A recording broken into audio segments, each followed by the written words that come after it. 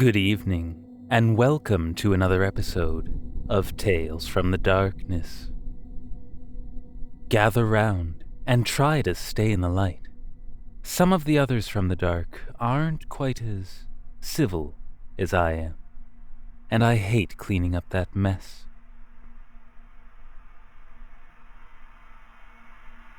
A Dead Girl from You Shall Not Pass 121. I keep seeing a dead girl on the train. I work in the big city of London. The manic but rhythmic bustle of the city has always fascinated me. I'm an unassuming kind of guy. I get along with everyone, but I generally like to keep to myself. Despite my preference to living in a big and busy city, I'm not one for big crowds. As all city dwellers and workers, I have to commute. My journey takes about an hour and a half, give or take depending on the busyness of the trains, and the trains are almost always busy, be it morning or night. I don't normally pay too much mind to my surroundings, favoring music or a good book over having to stare uncomfortably at the armpit of a complete stranger. Plus, this makes the dreary hour and a half go past much quicker, and before I know it, I'm at my station, and like everyone else, I walk the 5 minutes to my building, single file. One thing I've always hated about tubes and trains, though, everyone just packs on despite the limited space, so we all end up looking like a tube full of sardines. Something quite strange started happening to me a few weeks ago, though. The morning itself was nothing out of the ordinary. I wake up around 6:30, get ready, walk the 10 minutes to my local train station, and never miss my 7:45 train. I see the same people, day in and day out, so yeah, nothing out of the ordinary at all. However, on a particularly drab and cold Monday a few weeks ago, I started seeing a girl on my train. I don't mean that I don't see girls often. I see women all the time on my journey to and from work. What I mean is that this girl, she looked so out of place. Like she just wasn't meant to be there.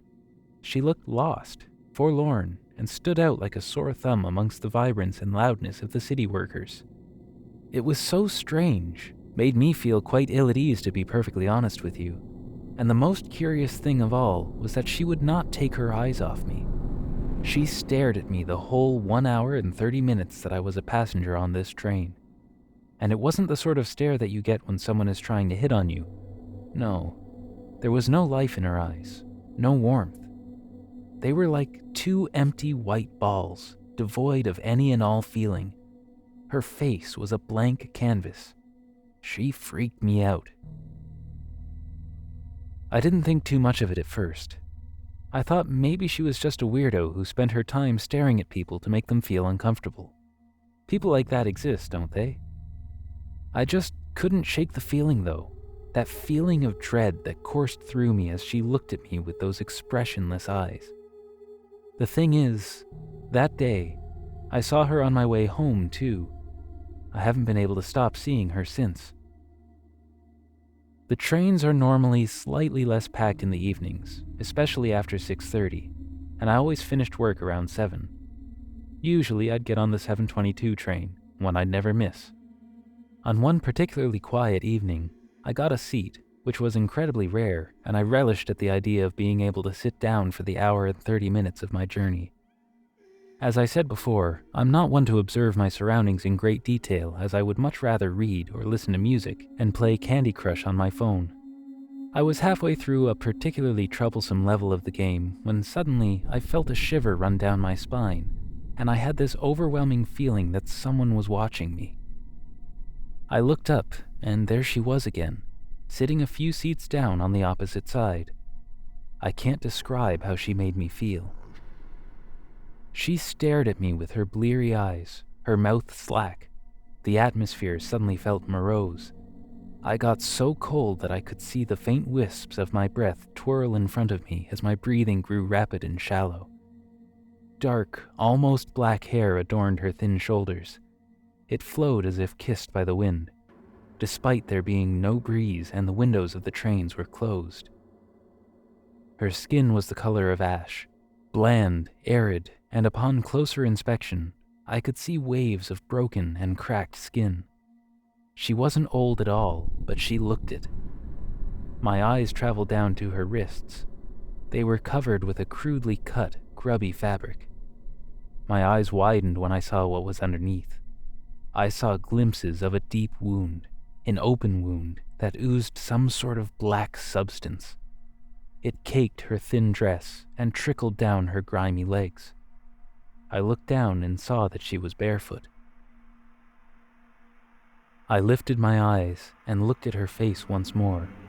Her thin, wiry hands were at her side, tightly gripping the seat rests with her body leaning towards me. She was smiling so wildly. Black sludge seeped out of the sides of her mouth and through her yellow teeth. She opened her mouth then. A pained expression adorned her face, and her eyes started to bleed.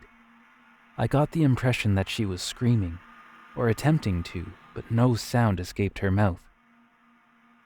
I screamed and jumped up out of my seat. I was so scared that I started crying.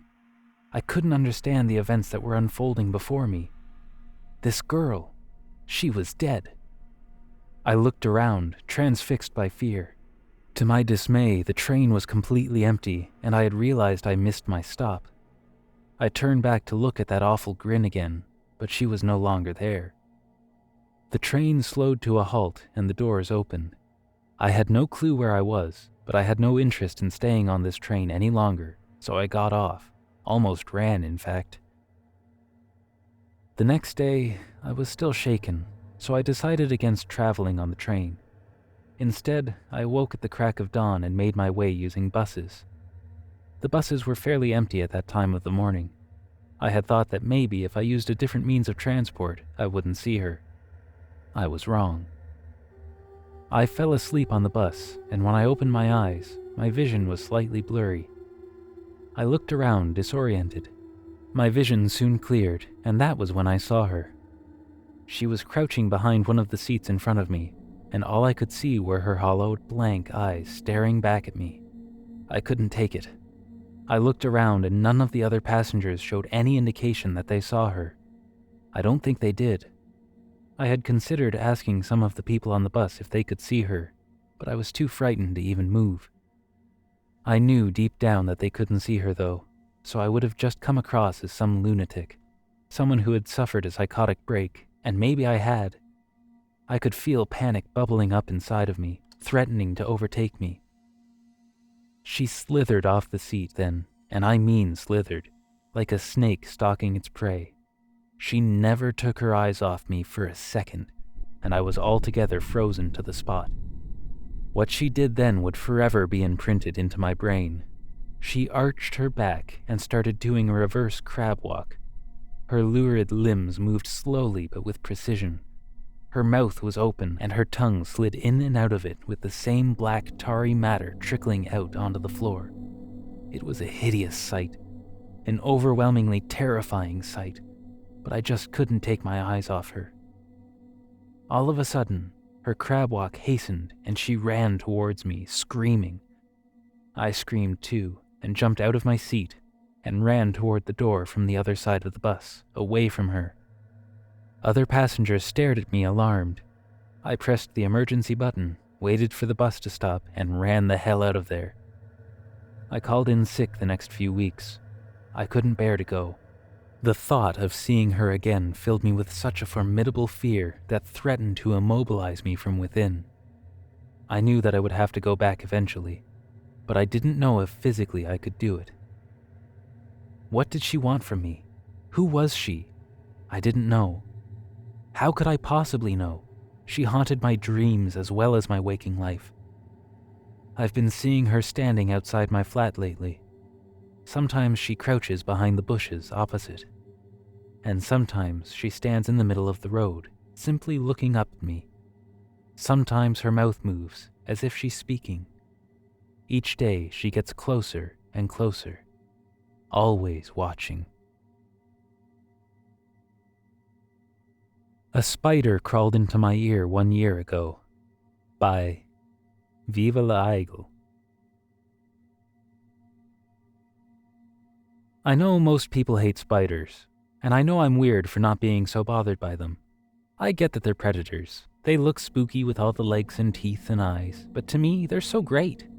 I'm that stereotypical person that points out how they aren't really harmful, and that they hunt down the other insects in your house that you don't want. If there's a spider in my house that I don't think is beneficial, I'll never kill it, but pick it up and put it outside. They just seem like little helpful friends to me. I live in a town in Indiana that gets hot in summer, and my apartment always ends up with the windows open. Aren't window AC units terrible? This leads to bugs galore. First, it's the ladybug invasion, then those tiny little gnats. Then, if I haven't been diligent in cleaning up every little thing, there's ants. And pretty soon, I have the world's least interesting terrarium. But the nice thing is that there are a plethora of little spider friends to help with all of these pests. The kind that some Midwestern towns call daddy longlegs. The ones with the spindly legs that hide in the corners of your room, end up in every corner of my apartment. It's like a buffet for them. About a year ago, I had one make a home in the windowsill next to my bed. She was the first I ever saw take up that position, and because it was a place next to me that I saw every day, I thought I'd give her a name. What with her place being unique, I felt she was a rebel, so I named her Spidicus. I realized Spartacus is a male name, but I didn't know if it was female at the time. Pretty soon I was waking up and saying good morning to her and congratulating her on her catch when I saw she had a meal. Sometimes I felt like we had some sort of bond when I would absent-mindedly tell her my thoughts as I lay in bed at night. She seemed to stare at me like she knew I was addressing her. Well, one night I fell asleep with my head just right up next to the window. When I woke up, I felt something ever so slightly tickling my ear. I was groggy and didn't immediately itch at it, but as I woke up more, it felt like the tickle was moving further into my ear. Then my bleary eyes turned to the window and I saw Spidicus was gone. I'll be honest, I freaked out for a minute. An insect getting inside your ear is pretty high up on the don't let it freaking happen hierarchy. I ran to the bathroom and craned my head to get a look at my ear, but I couldn't see her, leading me to believe she was pretty deep. I had heard of people having this happen with a moth before, and the noise driving them so crazy that they used hydrogen peroxide to kill it and have a doctor extract it. But at this point, I'm pretty sure you realize that I didn't want to kill my little spider friend. Actually, I felt kind of bad for her. My ear was definitely not going to be a good place to catch prey, and I guessed my increased heart rate was probably pretty irritating from inside my ear. I took a moment, relaxed, took some deep breaths. I reasoned that when food was obviously not coming, Spidicus would make her way out of my ear, and if I slept with my head by the window, then she'd naturally take up her old place. The tickle also went away fairly quickly, and was instead replaced with tiny vibrations. They were rhythmic, and actually added to my relaxation. It felt almost like a lullaby. I didn't take any action that day, and at night I slept as close to the window as I could get. I will say, even considering the situation, that was probably the most relaxing night of sleep I ever had. When I awoke, I still felt the vibrations, so I knew my little passenger was still with me. When I went to the bathroom to get ready though, I noticed a bit of what looked like web inside the hollow of my ear. It wasn't super noticeable without knowing what to look for, and outside of making me unable to hear in that ear, other than the vibrations, I didn't notice any consequences, so I let it be. I was fairly confident that no insects were going to go roaming up there, so I wasn't concerned it would extend her stay any longer. A few nights later, I was woken up by a whirring and fluttering in my ear. This was definitely not Spidicus, and was intensely loud and nauseating, prompting me to rush to the bathroom again. It looked like a ladybug had gotten caught just at the entrance to my ear, and was desperately trying to get away. I grabbed some tweezers, plucked it, and tossed it into the sink.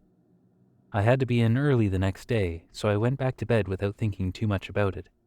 But as I lay down, I noticed Spidicus's vibrations had stopped.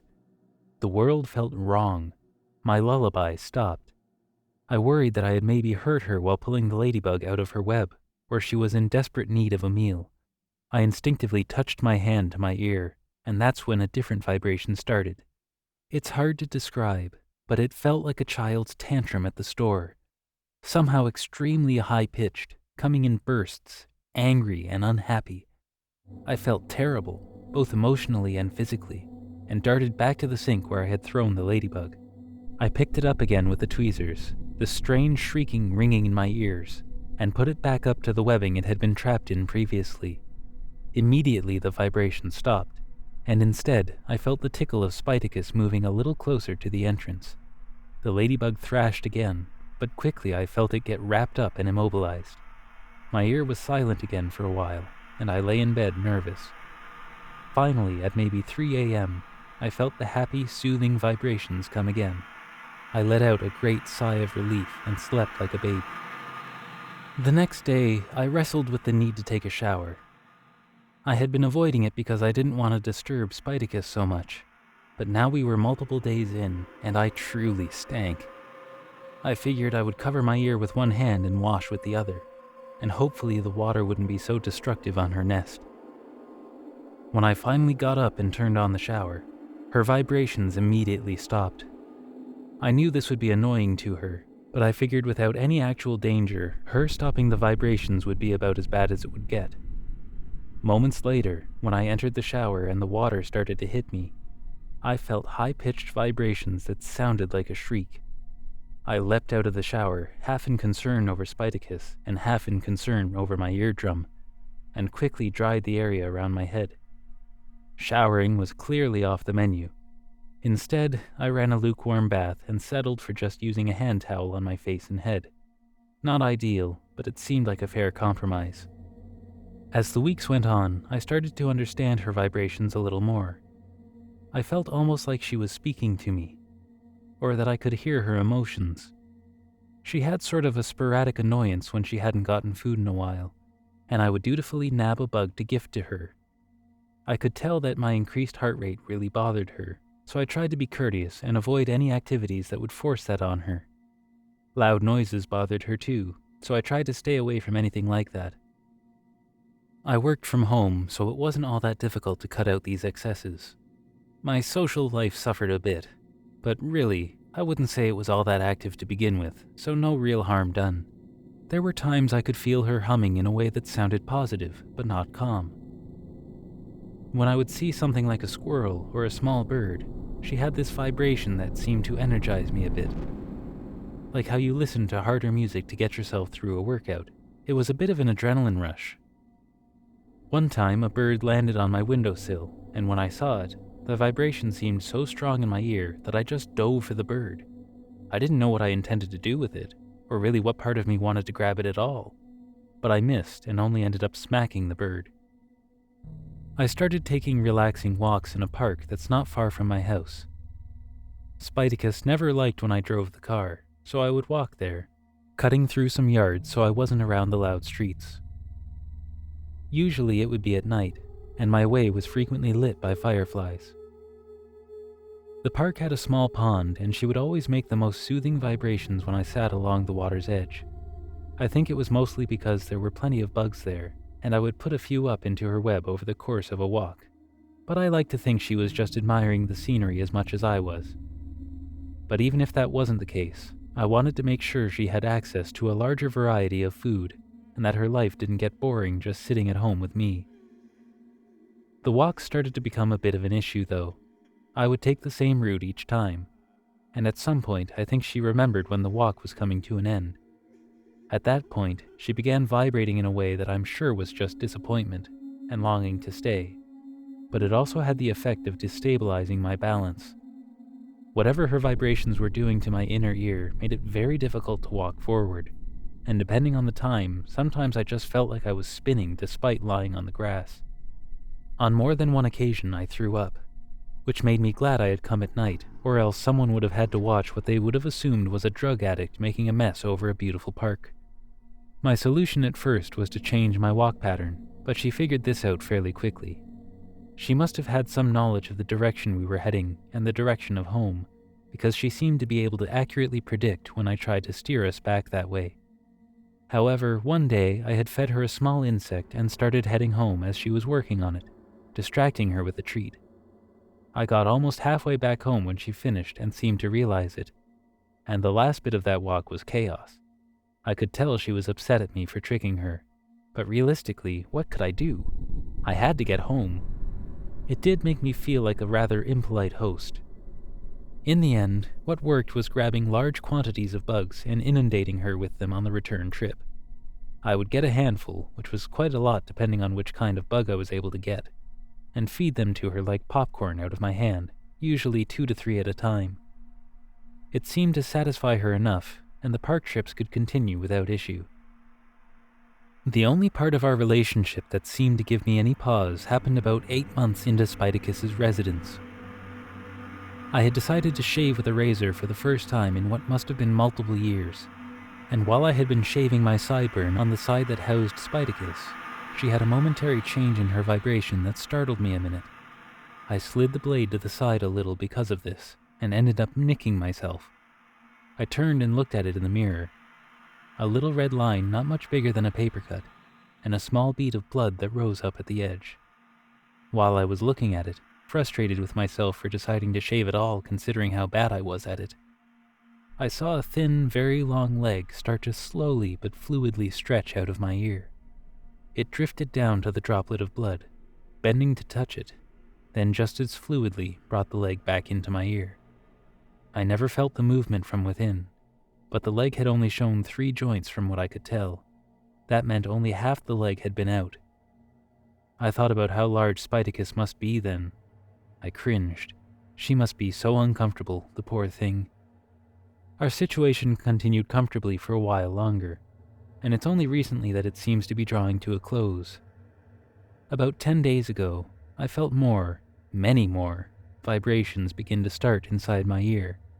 At first I thought there may be a problem with Spidicus, but after having a few days with the vibrations, I started to notice that they each felt a little like Spidicus, while also being almost on top of the vibrations Spidicus herself was making. I don't know when she would have laid eggs, but I also wasn't aware of much of anything that was going on inside of her living space. The vibrations have built recently, and while the chorus of little ones has become stronger, I feel as though Spidicus herself has done it less. And when she does join them, they're soft, like she doesn't have the strength for more.